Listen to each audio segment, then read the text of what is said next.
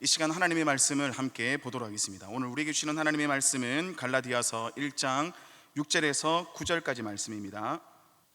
하나님의 말씀 갈라디아서 1장 6절에서 9절까지 말씀을 우리 한 목소리로 함께 읽도록 하겠습니다. 그리스도의 은혜로 너희를 부르신 이를 이같이 속히 떠나 다른 복음을 따르는 것을 내가 이상하게 여기노라. 다른 복음은 없나니 다만 어떤 사람들이 너희를 교란하여 그리스도의 복음을 변하게 하려 함이라. 그러나 우리가 혹은 하늘로부터 온 천사라도 우리가 너희에게 전한 복음 외에 다른 복음을 전하면 저주를 받을지어다. 우리가 전에 말하였거니와 내가 지금 다시 말하노니 만일 누구든지 너희가 받은 것 외에 다른 복음을 전하면 저주를 받을지어다. 아멘. 저는 오늘 시간 다른 복음은 없습니다 라는 제목으로 함께 말씀을 나누고자 합니다. 사도 바울은 초대 예루살렘 교회의 신실한 집사 중 한 사람이었던 스데반의 순교와 함께 이제 본격적으로 성경 무대에 등장을 합니다. 스데반의 순교 이후에 예루살렘 교회에 큰 박해가 일어나게 되었습니다. 사울은 집집마다 들어가서 남녀를 가리지 않고 끌어내어서 감옥에 가두는 그런 일들을 했습니다. 또한 그는 대제사장으로부터 다메섹 여러 회당에 가져갈 공문을 받아서 예수님을 믿는 사람들을 닥치는 대로 결박하여 예루살렘으로 잡아오려 하였습니다. 그렇게 사울은 다메섹으로 향하던 길에 자신이 박해하였던 예수님을 만나는 충격적인 사건을 경험합니다. 사울은 그 사건을 계기로 하여서 자신이 박해하는 그 예수야말로 구약의 율법과 선지자들이 말하는 메시아이심을 알게 되었습니다. 이때부터 사도 바울은 로마 감옥에 투옥될 때까지 30여 년 동안 로마 제국 전역을 돌아다니면서 예수 그리스도의 복음을 전하며 여러 교회를 세웠습니다. 그리고 사도 바울은 자신이 세웠던 교회들마다 서신을 보내어서 교회를 감독하는 일을 도왔습니다. 오늘 말씀의 배경이 되는 갈라디아 교회는 사도 바울이 제1차 전도 여행 때에 설립한 교회로서 갈라디아 지역에 있는 여러 교회들을 말하고 있습니다. 하지만 사도 바울이 갈라디아 지역에 복음을 전하고 또한 교회를 설립하고 난 이후에 그곳을 떠나자 얼마 지나지 않아서 갈라디아의 여러 교회들은 심각한 문제에 당면하고 말았습니다. 사도 바울은 이러한 심각한 문제를 해결하고 또한 그들을 바로잡기 위하여서 갈라디아 교회에 서신을 보내었는데 바로 그 서신서가 갈라디아서입니다. 사도 바울의 다른 모든 서신서에서는 수신자들에게 인사말을 한 후에 그들을 위해 기도하거나 아니면 하나님을 찬양하고 감사하는 그런 언급이 나옵니다. 하지만 갈라디아에서만큼은 그 어떤 기도도 찬양도 감사도 칭찬도 전혀 없다라는 사실을 볼 수 있습니다. 그만큼 갈라디아 교회에 일어난 문제가 얼마나 심각한 것인지를 잘 말해주고 있습니다. 그렇다면 과연 갈라디아 교회에 일어난 문제는 무엇이었을까요? 갈라디아서 1장 6절의 말씀을 함께 보겠습니다. 그리스도의 은혜로 너희를 부르신 이를 이같이 속히 떠나 다른 복음을 따르는 것을 내가 이상하게 여기노라. 갈라디아 교회 성도들이 사도 바울이 전한 그리스도의 복음을 떠나 다른 복음을 따르고 있었기 때문이었습니다. 앞서도 말씀드렸다시피 사도 바울이 갈라디아 지역에 교회를 세우고 그것을 떠난 후에 유대주의를 신봉하는 거짓 선생들이 들어와서 갈라디아 교회의 성도들을 미혹하기 시작했습니다. 그들은 사람이 의롭게 되기 위해서는 예수 그리스도를 믿는 믿음만으로는 부족하다라고 말했습니다. 그래서 거짓 선생들은 거기에다가 모세가 전해준 할례를 받아야 하며 그 밖의 율법과 유대의 전통과 의식들을 지켜야 한다라고 말했습니다. 갈라디아 교회의 성도들이 따랐던 다른 복음이란 복음의 주체가 되시는 삼위 하나님께서 행하신 구원 사역에 인간의 행위라는 다른 것을 부과함으로써 결국에는 인간의 행위로 구원을 얻으려고 하는 인본주의적 궤변에 불과할 뿐이었습니다. 다른 복음을 따른다는 것은 스스로 수고하고 무거운 짐을 짊어지려고 하는 참으로 어리석고 미련한 행위인 것입니다.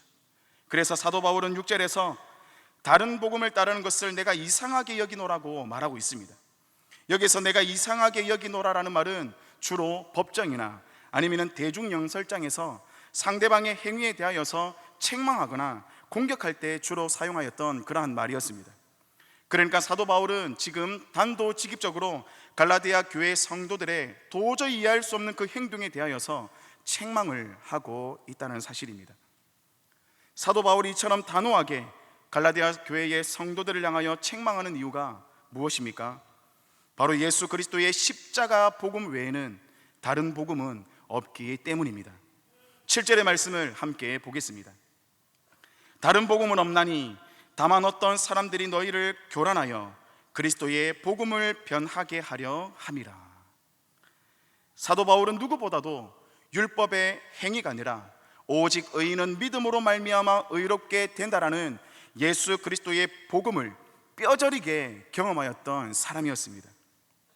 사도 바울은 사도행전 22장 2절에서 이렇게 말하고 있습니다. 나는 유대인으로 길리기아 다소에서 났고 이 성에서 자라 가말리아의 문화에서 우리 조상들의 율법의 엄한 교훈을 받았고 오늘 너희 모든 사람처럼 하나님께 대하여 열심히 있는 자라.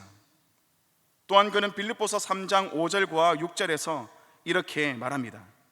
나는 8일 만에 할례를 받고 이스라엘 족속이요 베냐민 지파요 히브리인 중에 히브리인이요 율법으로는 바리새인이요 열심으로는 교회를 박해하고 율법의 의로는 흠이 없는 자라. 사도 바울은 모든 백성에게 존경을 받고 있었던 당시 율법 교사였던 가말리아의 지도 아래 율법의 엄한 교훈을 받았던 그러한 사람이었습니다.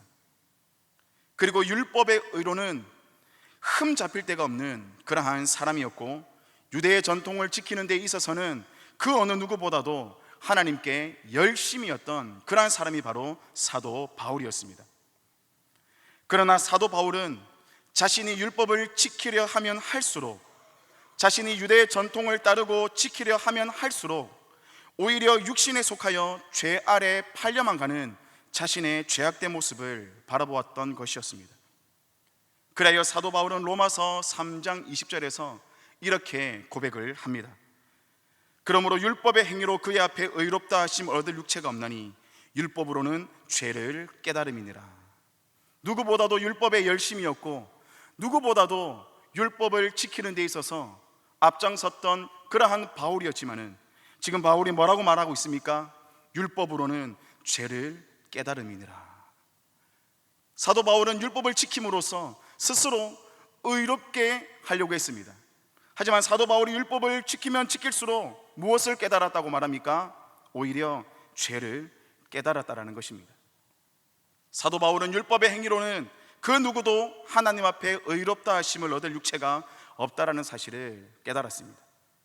그리고 우리가 의롭게 되는 것은 율법의 행위나 유대의 전통이 아니라 오직 예수 그리스도를 믿는 그 믿음으로 말미암아 의롭게 된다라는 사실을 고백하고 있습니다. 로마서 3장 21절에서 24절까지 말씀을 우리 함께 읽도록 하겠습니다. 이제는 율법 외에 하나님의 한 의가 나타났으니 율법과 선지자들에게 증거를 받은 것이라 곧 예수 그리스도를 믿음으로 말미암아 모든 믿는 자에게 미치는 하나님의 의니 차별이 없느니라. 모든 사람이 죄를 범하였음에 하나님의 영광에 이르지 못하더니 그리스도 예수 안에 있는 속량으로 말미암아 하나님의 은혜로 값없이 의롭다 하심을 얻은 자 되었느니라. 아멘. 이것이 바로 복음인 것입니다. 복음은 오직 그리스도의 복음만 있을 뿐이지 다른 복음은 없습니다. 하지만 오늘날에도 다른 복음을 전하는 사람들이 있습니다. 제가 한 번은 유튜브에서 설교와 관련된 자료를 검색하던 중에 설교 제목이 너무나도 독특하여서 설교를 잠시 들었던 적이 있습니다. 그분은 천안에서 목회하는 분이셨습니다. 설교 제목이 사람이 먼저다 였습니다. 사람이 먼저다. 사람이 먼저다. 제목만 봐도 뭔가 이상하지 않습니까? 아니나 다를까 그분을 한번 조사해 봤습니다. 그랬더니 성소수자 교인 목회자 연구소 위원회를 이끌었던 동성애를 옹호하는 목사였습니다. 그리고 CBS 방송에 나와서 포괄적 차별금지법을 찬성하는 패널로 나와서 포괄적 차별금지법을 반대하는 목사님과 변호사님을 향하여서 공격하였던 그러한 사람이었습니다. 또한 퀴어 신학을 가르치는 목사였고, 최근에는 차별 없는 그리스도의 공동체라는 책을 발간하였습니다. 그분은 그 책에서 이렇게 말하고 있습니다. 동성애는 후천적인 선택이 아니라 동성애는 선천적인 것이기 때문에 동성애자들을 차별해서는 안 된다라는 것입니다. 하지만 사람의 몸속에 동성애를 유발하는 유전자는 단 한 개도 없다라는 그러한 연구 결과에도 불구하고 그 목사는 가짜 뉴스를 퍼뜨리며 그것이 마치 복음이냐만, 그것이 마치 성경적 가르침이라며 사람들의 마음을 미혹하고 있다라는 사실입니다. 그것은 결단코 성경적인 가르침도 아니며 복음도 아닌 것입니다. 오히려 그것은 반성경적이며 반기독교적인 다른 복음인 줄 믿으시기를 바랍니다. 이뿐만이 아닙니다. 북한의 남침으로 6.25 전쟁을 일으켜 한반도 동족 상잔이라는 비극을 낳게 된 사람이 누구입니까? 북한의 김일성입니다. 제가 국제스쿨 대안학교에 우리 아이들에게 예배를 인도하고 있습니다. 우리 아이들에게 꼭 한국에 대한 역사를 가르쳐 줘야 되겠다 싶어서 아이들에게 이렇게 질문했습니다. 혹시 너희들 6.25 전쟁이 뭔 줄 아니? 하니까 단 한 명의 아이도 이렇게 잘 대답하는 친구가 없었습니다. 그리고 북한의 김일성에 대해서 이야기하면서 북한의 김일성이가 남한을 공격하여서 6.25 전쟁이 일어났다라고 얘기하니까 아이들이 놀라는 것이었습니다. 그만큼 우리는 이러한 잘못된, 또한 이러한 교육에 있어서 무관심한 경우가 많다라는 것입니다. 그런데 수많은 살육과 학살과 살인을 저지르며 스스로를 하나님처럼 높이며 북한 주민들을 죽음으로 지금도 내몰고 있던 그러한 김일성과 그리고 김정일 그리고 김정은을 마치 민족의 해방자로 묘사하며 주체 사상을 신봉하도록 미혹하는 그러한 거짓되고 그러한 다른 복음을 전하는 사람들이 있다는 사실입니다. 이 외에도 우리 주변에는 인간의 공로와 행위를 강조하는 인본주의 사상이나 그리스도의 신성과 대속의 은혜를 부인하는 자유주의 신학이라는 다른 복음이 너무나도 많이 판을 치고 있는 그런 오늘날을 살아가고 있습니다. 그러나 사도 바울은 그리스도의 복음 외에 다른 복음을 전하는 사람이 있다면 저주를 받을 것이라고 경고합니다. 갈라디아서 1장 8절과 9절의 말씀을 함께 보겠습니다. 그러나 우리나 혹은 하늘로부터 온 천사라도 우리가 너희에게 전한 복음 외에 다른 복음을 전하면 저주를 받을지어다.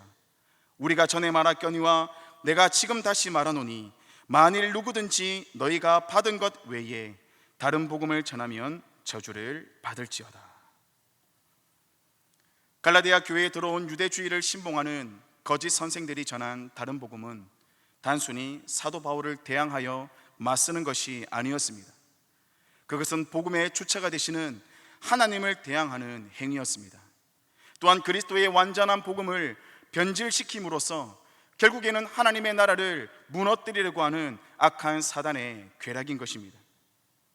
우리의 마음이 무너지면은 육신도 함께 무너지듯이 그리스도의 복음이 무너지게 되면은 우리의 가정도 무너지며 교회도 무너지고 더 나아가서는 사회와 국가도 무너지게 된다는 것입니다. 그렇다면 우리의 영혼을 살리고 가정과 교회를 회복하고 사회와 국가를 하나님께서 기뻐하시는 모습으로 세우기 위해서는 우리는 어떻게 해야 할까요? 다른 복음이 아닌 오직 그리스도의 완전한 복음만을 힘있게 붙들어야 할 줄 믿습니다. 사도 바울이 전한 그리스도의 완전한 복음이란 오직 예수 그리스도를 믿음으로 말미암아 의롭게 되는 복음이었습니다.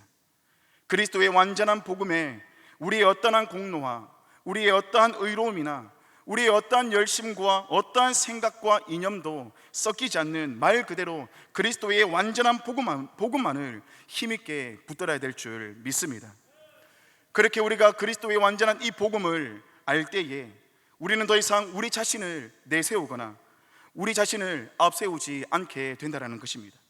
그 복음 앞에 내가 얼마만큼 무가치한 존재인지, 그 복음 앞에 내가 얼마만큼 연약하고 무능한 존재인지 그 복음 앞에 우리 자신을 바로 보기 때문에 우리는 우리 자신을 드러내기 위하여서 급급해하는 것이 아니라 오직 그리스도의 그 복음 앞에 예수 그리스도만 높이는 그러한 사람이 될 줄 믿습니다.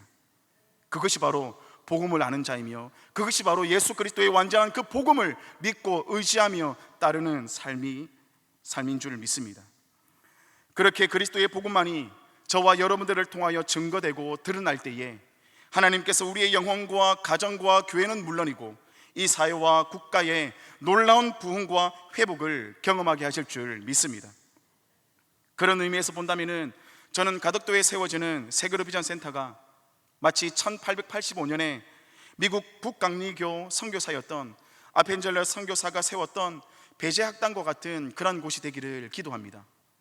또한 이승만 건국 대통령이 청년 시절에 배제학당을 통하여서 기독교 정신과 자유민주주의에 대하여 배움으로써 자유 대한민국 정부를 수립한 것 같이 세계로 비전 센터를 통하여서 그리스도의 완전한 복음을 이해하고 그 복음 앞에 사로잡히고 성경적 가치관으로 무장된 목회자들과 우리의 다음 세대들이 다시 일어나기를 기도합니다.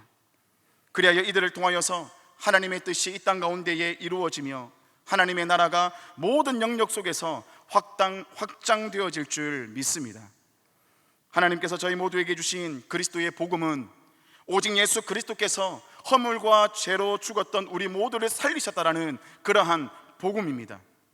하나님께서 그리스도 안에서 이루신 그리스도의 완전한 복음은 오직 의인은 믿음으로 말미암아 의롭게 되는 복음입니다. 이 복음이면 충분한 것입니다. 다른 복음이 판을 치고 있는 이 시대 속에서 그리스도의 완전한 복음을 힘있게 전파하고 외치는 저희 모두가 되기를 바랍니다.